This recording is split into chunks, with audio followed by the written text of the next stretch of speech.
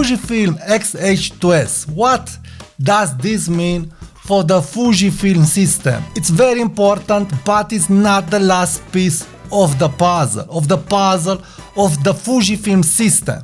And I want to talk about this Fujifilm system in this video now.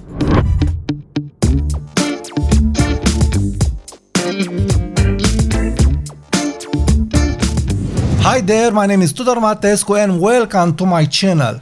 I like to shoot Fujifilm cameras a lot. Fujifilm X Pro 3, Fujifilm X100V, Fujifilm X-H2, Fujifilm X-H2s and so on. I really love those cameras for photography, family photography, street photography, travel photography, product photography and so on. Excellent IQ, excellent color, excellent ergonomics.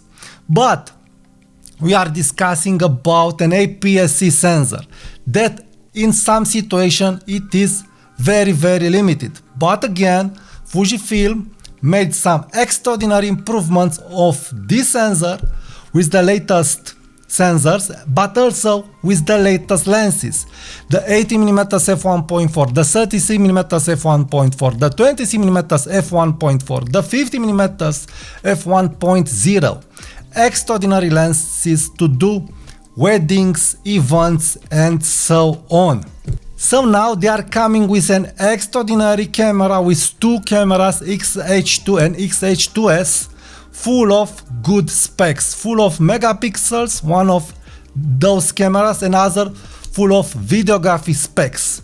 Extraordinary cameras that will rival with GH6, with Canon cameras, with Sony A7, 4 camera and so on. So extraordinary news for us, the Fujifilm users. I don't want to talk about the specs and praise the specs, but what we are seeing from the leaked specs, we will have an extraordinary camera, and this is very important for the Fujifilm ecosystem. Now I'm filming myself with a Lumix camera, with a Sony camera, and I like to do street photography with Fujifilm and with Olympus. So I'm using all kinds of cameras that are fulfilling a special need in my photography and videography activities, being hobby or being for professional paid jobs. So this new X-H2s or X-H2 camera, it is promising me the holy grail. So I will be able to do good videography and good photography with a dedicated Fujifilm camera with extraordinary glass, the 80mm f1.4, the 30mm f1.4, the 20mm f1.4. So this is huge. This is huge because we are getting extraordinary image quality, colors, and especially the Fujifilm mojoness on this X-H2 camera and on other Fujifilm cameras. So this means I can grow in the same ecosystem, the same camera system, and use all kinds of cameras on my photography and videography needs, how I've said. But we are missing some key important puzzles here to get this system going. And I want to address these 5 key points that I think Fujifilm is missing from their system. And I want to address them. Maybe Fujifilm will listen, and if we'll have them, then yes, we can talk about a complete system. So please subscribe to my channel if you are liking content like this. Also check my Fujifilm videos regarding X Pro 3, X100V and other videos regarding Fujifilm cameras. So first of all, why I'm so thrilled about Fujifilm X-H2s or X-H2? Because again, this means I can use that camera for events, for product photography, for sports, and by attaching to that camera the newly designed lenses, the 30mm f1.4, the 80mm f1.4 and so on, this means that I will get full frame, almost full frame quality with Fujifilm ergonomics, with Fujifilm mojoness, with Fujifilm colors. So for me, I think I am willing to skip full frame if I can get this with Fujifilm. Because again, I'm using Viltox 20mm f1.4 and the results are extraordinary with that lens. So I'm thinking that yes, those lenses with the newest camera, with more megapixels, with an improved sensor will bring us what we need. Also the videography specs, the burst specs and all other specs will make Fujifilm with those lenses and with this camera almost a complete system. But there are some pieces of the puzzles that are missing from my point of view because I like small cameras, and this is the first thing that I want to address. I want IBIS, good IBIS, Lumix GX9 at least IBIS on the smaller cameras of a Fujifilm system. So I want an X Pro 4 with good IBIS, an X106 with good IBIS, an XC4, an XT40 and so on with good IBIS. I really love the IBIS, and not just for long exposure shots. I like IBIS for videography but also for street photography, where that IBIS will help me lower the shutter speed and will help me get sharp pictures because the impact of the movement of my hand and of the camera will be reduced. So, good IBIS on small cameras, it is needed. The next piece of the puzzle is that we don't have small good zooms. We have small zooms and they are good, but they are not wide enough and they are not long enough. And when I'm saying that, I'm thinking about Olympus 12 to 45 f4 zoom. That zoom, it is amazing, and the range extraordinary for daily photography, for an everyday zoom, for travel photography, for street photography and so on. And it is very compact, very sharp, extraordinary. So this range is 24 to 90 millimeters. We don't have a small f4 good image quality zoom on Fujifilm. So I really feel that I need that zoom, at least that kind of zoom on a Fujifilm camera to say, okay, I'm not looking anymore to the Micro Four Thirds zoom. Also, we need some good super zooms. Yes, we have one from Tamron, but I think Fujifilm small, compact and very good zoom, it will be a nice edited bonus. And we don't have that zoom also. So regarding the zoom lenses, I feel we are staying very behind in the Fujifilm system, and we really need those zooms to say, okay, I'm not looking again at a full frame camera or at a Micro Four Thirds camera. And now I want to talk about a very important piece of the puzzle, the prime lenses. Yes, we have those new big and expensive but with extraordinary image quality prime lenses, but we don't have a true 50mm f2 equivalent in full frame terms, so a 36mm f2 small prime lens. So where is that lens?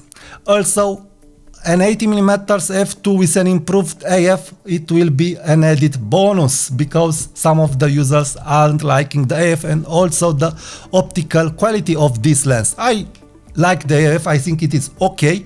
I like the optical quality. Check my review of the 80mm f2, link in the card. But we are also missing a small 90mm equivalent prime lens, a 56mm f2 lens. We have just the 50mm f2 lens. This is a 75mm equivalent field of view lens. So where we are? So we don't have 90mm, we don't have a true 50mm equivalent field of view lenses. And I will also add that we need a new 40mm equivalent lens at f1.4 and or at f2, because the 40mm field of view, it is something about that field. And why I like to shoot 40mm, check this video, link in the card. And another important piece of the puzzle is that we don't have good videography lenses, prime lenses and zoom lenses. I'm using manual focus for videography, but Sony AF in video, it is extraordinary. I really would like to see improved zooms and improved AF for videography. Yes, we have X-H2s now with extraordinary videography specs. And yes, if you are a professional, you will not want to use AF in video. But again, on my Sony camera being that AF so good, or on a Canon camera having that AF so good, you want AF when you have good AF. So good prime lenses with good AF in videography, I think it's needed. And the last key point is, of course, good AF. The AF on the Sony camera, it is good, very good, I like it, but it's not at the level of a Sony camera. Also, it's not at the level of a Canon camera, and so on. More advanced users or YouTube Fujifilm channels talked about this AF and the fact that the majority of the Fujifilm users are complaining regarding the AF. And I think yes, it is normal, because yes, the AF it is improved on the latest models, X100V, X Pro C, X-T4 and so on, and also X100V. The AF of this camera is not much better than X100F. It's doing the job. But when you are taking a Sony camera, or if you are taking a Lumix GX9 old camera or an Olympus camera, that AF it is extremely fast and very accurate and no hunting at all. So regarding the AF, I think it is room to improve. But again, for me AF it's not crucial at this time. So in conclusion, how I've said, AF is not crucial for me at this time, but what I think it is crucial to have an extraordinary Fujifilm system that we can say, okay, I will invest in this system because I'm sure I will remain in the system, because I will get almost full frame quality from the newest lenses and from the newest sensor, and I will get all kinds of burst rates and videography specs and so on. I think the key points to make me say, okay, I will not look at another system are IBIS on smaller cameras, better IBIS on bigger cameras, small zooms, and the basic primes that the photography system must have.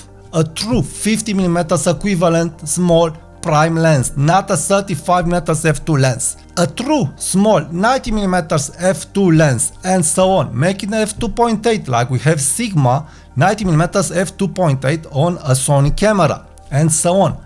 So if we get the IBIS, if we get the small primes and the small zooms, okay, then I can say yes, Fujifilm system may be the best system to use it for all kinds of videography and photography situations and needs.